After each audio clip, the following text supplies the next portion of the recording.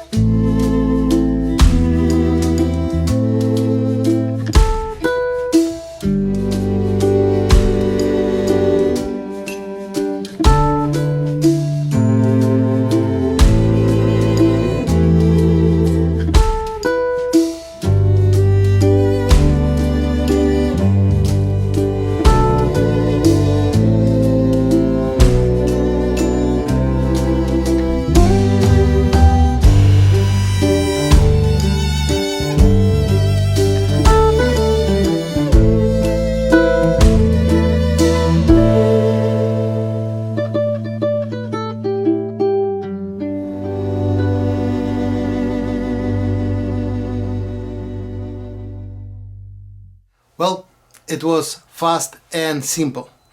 And it was a real sketch. And if you have a lot of questions, a lot of answers, you will find right here. I'm really happy to introduce you my new book. If you want to know more, or if you want to join the Sketching Academy, welcome to our website, sketchingacademy.online. Stay healthy and see you next Monday. Bye bye.